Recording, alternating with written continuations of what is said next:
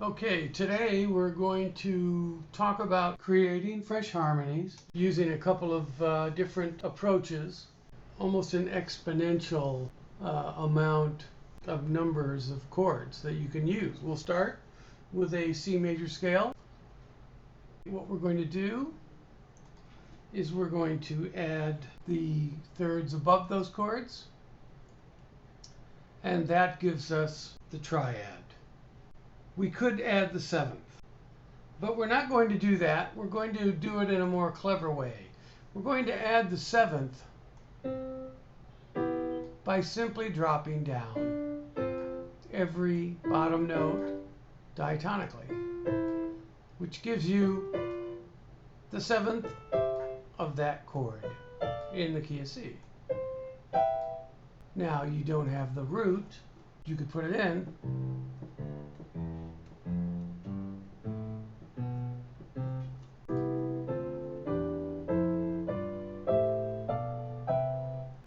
Just to show you this exponential number of chords.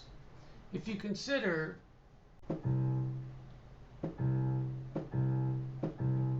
that every one of these chords above can be played over the tonic C's bass,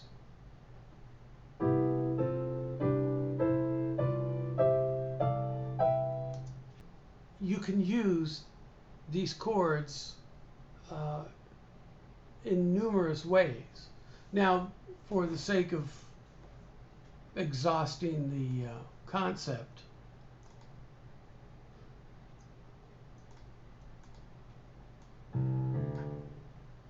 you'd have to change the designations of the bass, but now you have 8 new chords.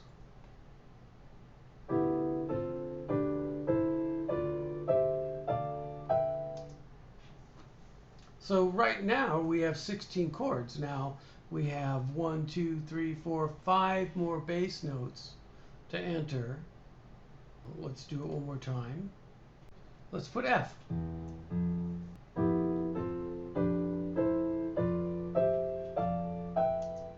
Now by themselves they don't sound particularly interesting, but you can put these together, and this is only one sort of type of construction of the chord. Okay, now what I've done is I've done it in every key, and here it is straight through. Now our 8 new chords, 8 new more. You're listening for what you like.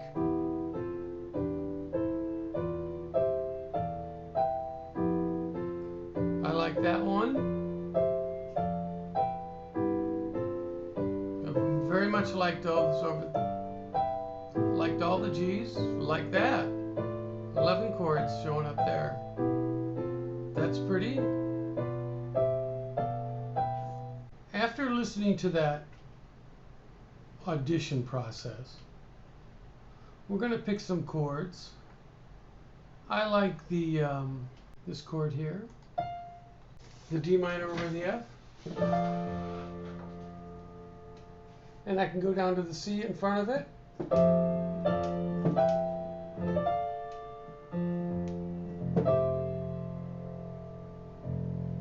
To the G7.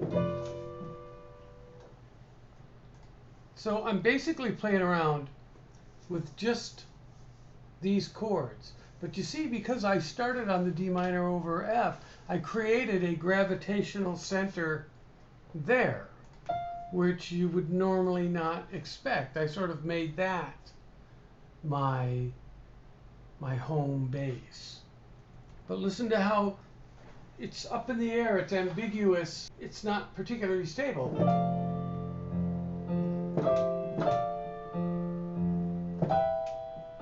There's this, really that's an E minor over F.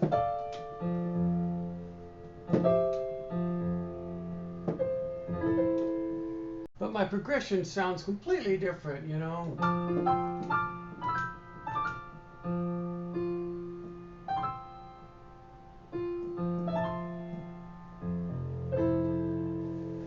Okay, since I'm on the A minor, right, the A minor over F, It's an A minor voicing above an F below. I will now take this voicing and simply go to the one with A in the bass and make it an A minor chord.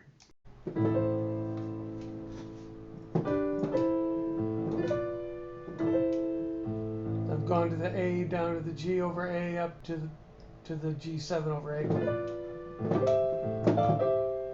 Now I can go back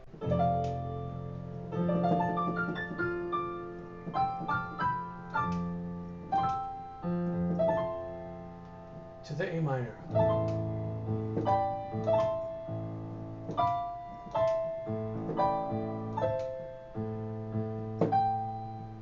I could go right to a D minor, root position.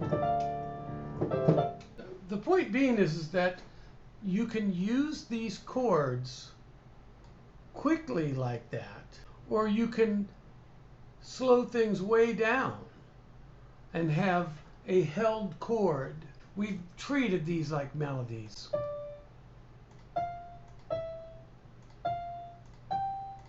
But that could be a flute, and just one of these harmonies could be holding underneath it. This harmony here, the D minor over F, could be down in low string. And then,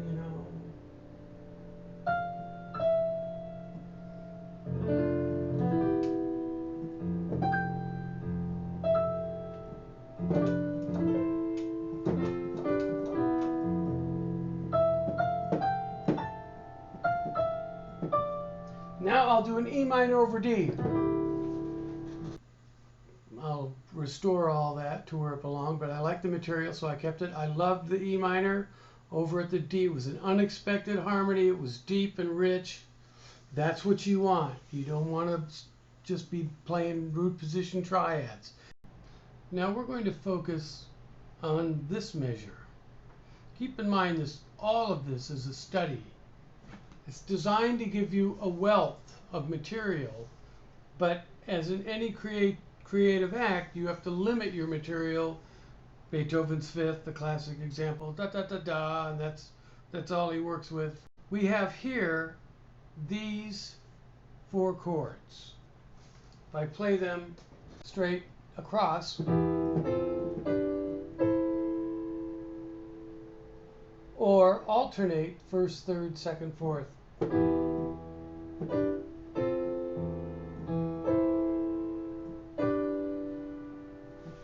Right? Now at any point I can change my bass, so I'll stay there and I'll try the F there. So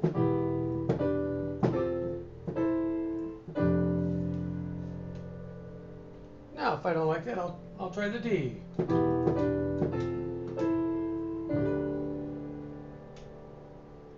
Now, once I'm parked on a chord, I can audition every note underneath it.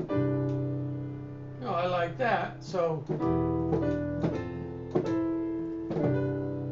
that's the C in the bass.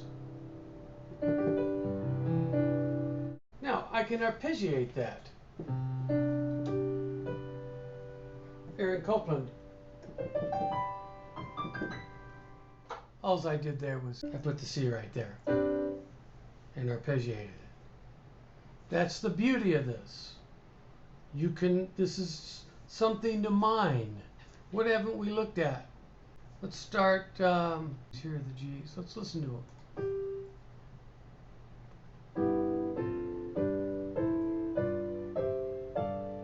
Sure, that sounds like a classic G pedal point building to a climax because it sounds like the dominant.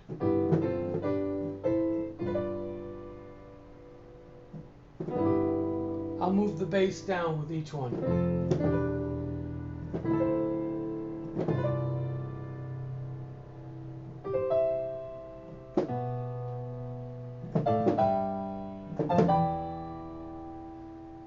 So we'll listen to that again.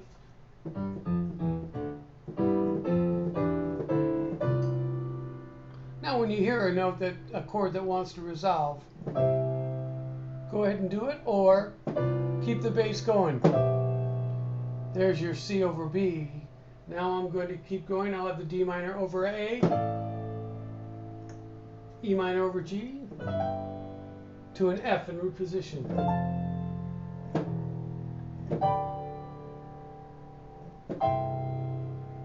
Just see, that last one was G over D.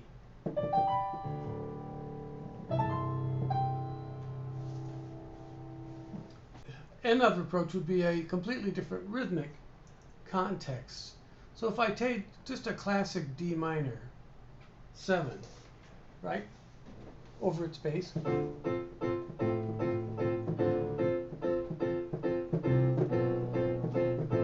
Now when you're doing that, you tend to write in the bass.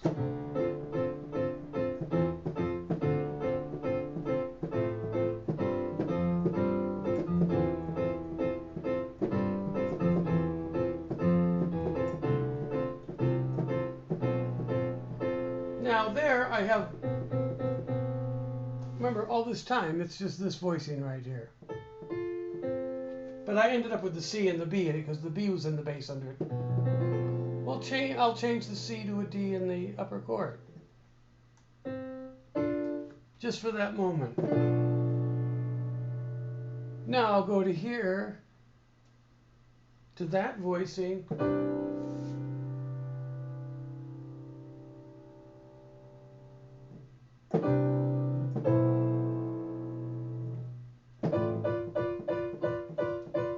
Now that's this over an A, but I'll adjust that and make this this.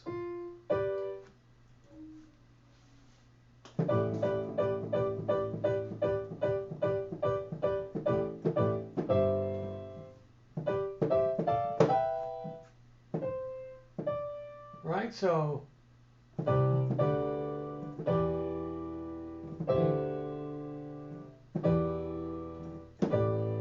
A in the bass, C over G, there's our D minor. So essentially this is what I have. This is going to go down.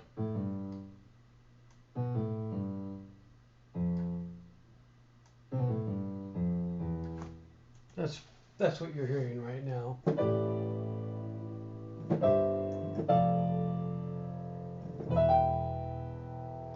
And I kept going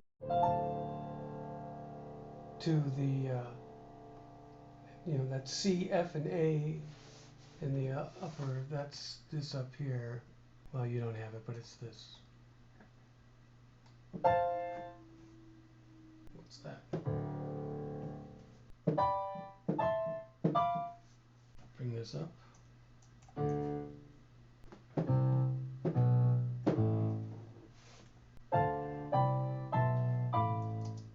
Now that would sound absolutely beautiful in an orchestra. And what you could do is sequence that.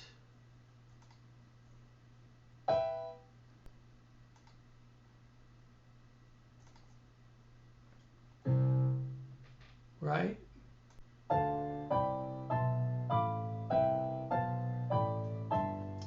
Now, you can say to yourself, well, some of that I like, it sounds a little random to me. Well, it's kind of the idea, because this is more about the process. There are so many things that you could do. You could just hunt for a tune. You could write a tune.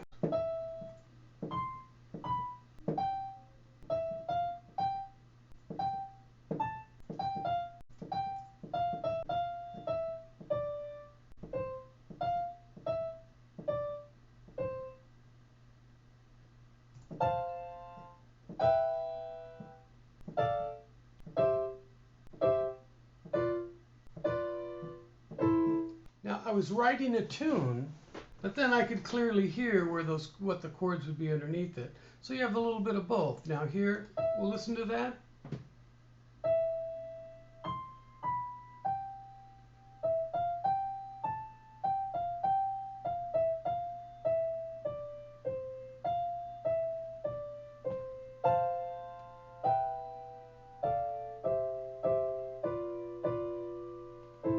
Now, when an idea occurs to you, put it in.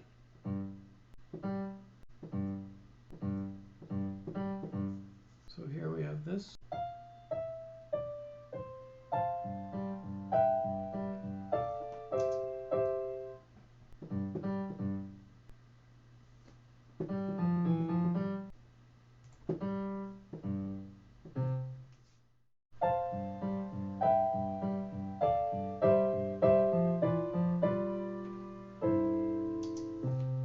All right, and you hear the weaknesses.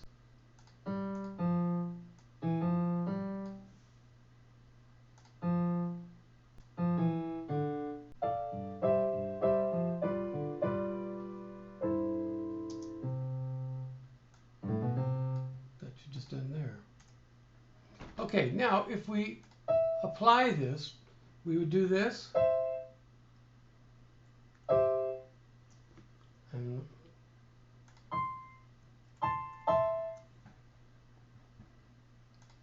just adding my, I guess I can do it on all of them, can't I? And 3 and 4, right?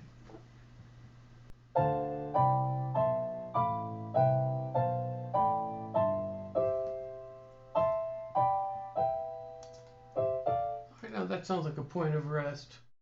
Trying to go with the rhythm above a little bit with the bass.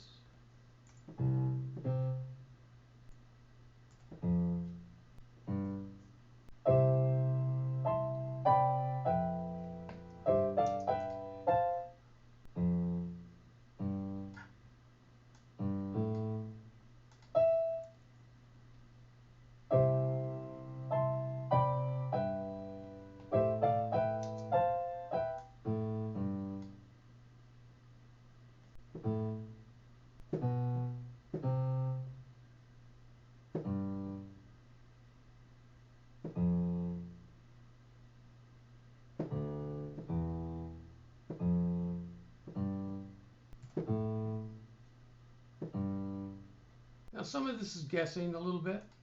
I'm trying to write a melody below and you don't always know whether it's going to work.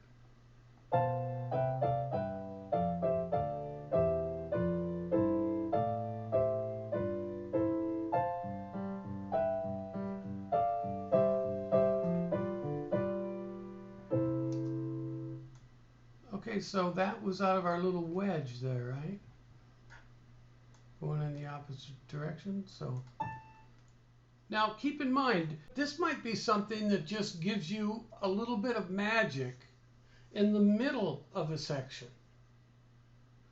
So what these lessons are designed to do is load you up with all kinds of devices. You know, if we counted these chords here, we have 8 times 7, right? 56 chords. But you can use them in exponentially beyond that. And here was almost just kind of taking a shot at going one way with the upper voicing and the other with the bass.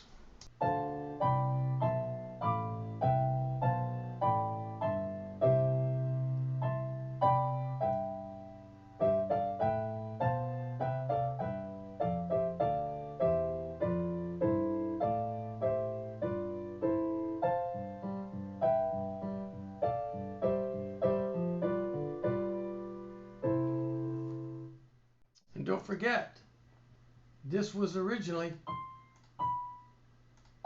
just a melody.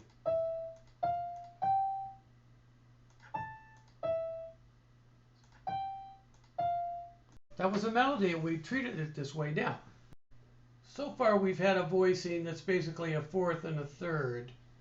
So now what we could do, third and a fourth.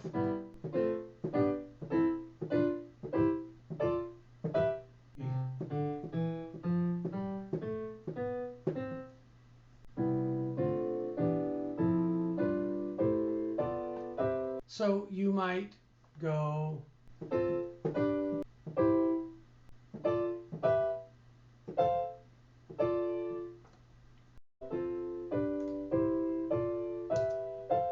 Okay, what I did here was instinctively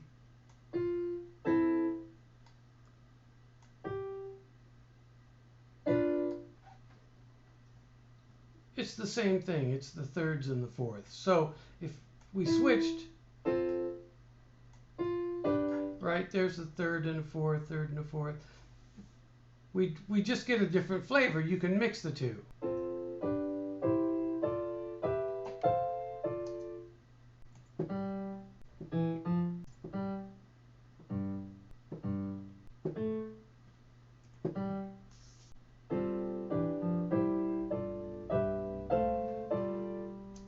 Now that sounds like Mussorgsky or something. But the point is you can mix the voicings from the fourth and third to the third and fourth. Switching back.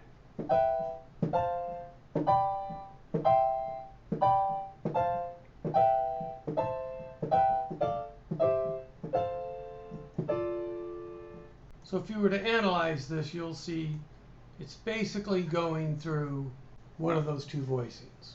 And if you wanted, let's do it.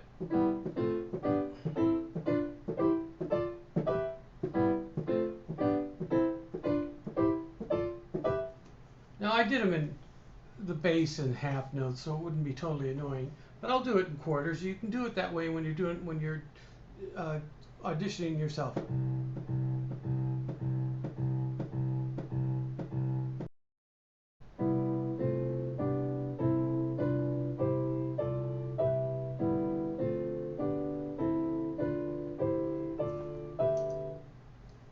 Once again, I hear stuff like here. I really like the sound of that chord right there.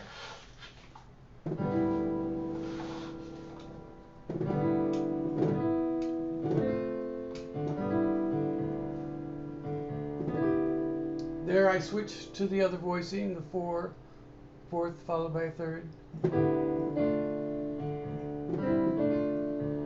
Back to this D here.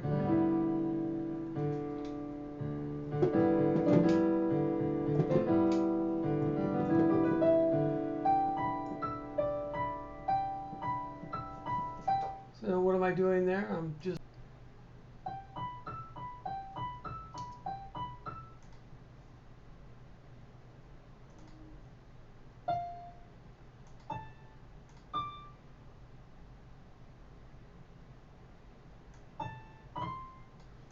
now this has given me a good 2 bars. I'm hearing this D.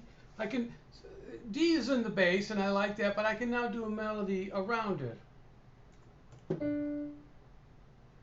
If I hover around the D, I'll get the sense of the D.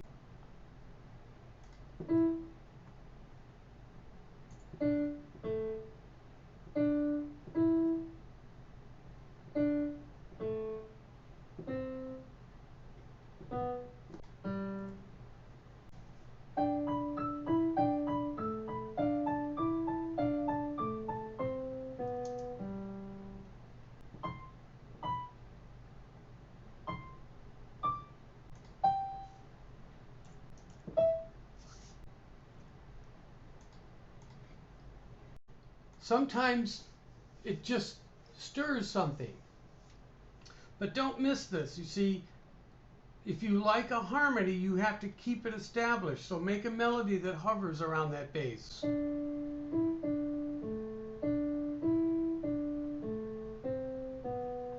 Now remember, here I'm thinking something over C.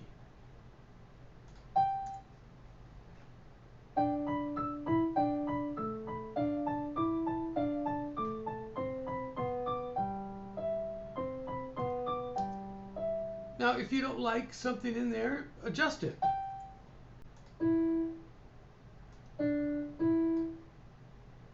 Maybe that's the problem there.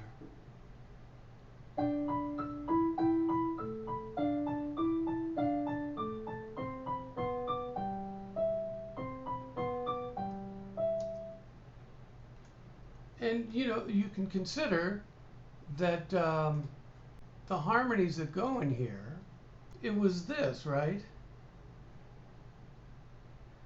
So I could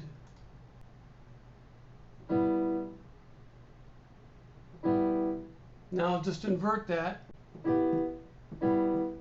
Here will be the D minor.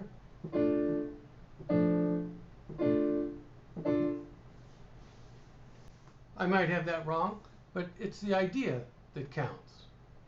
That these harmonies are derived there, and so are this melodic figure. Okay, I made some adjustments to that.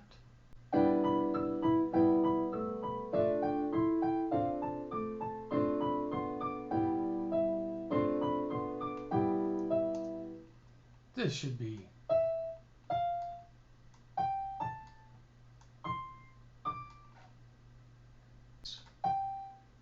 This seems to work nice. This is C major over C major here, but it's D in the bass.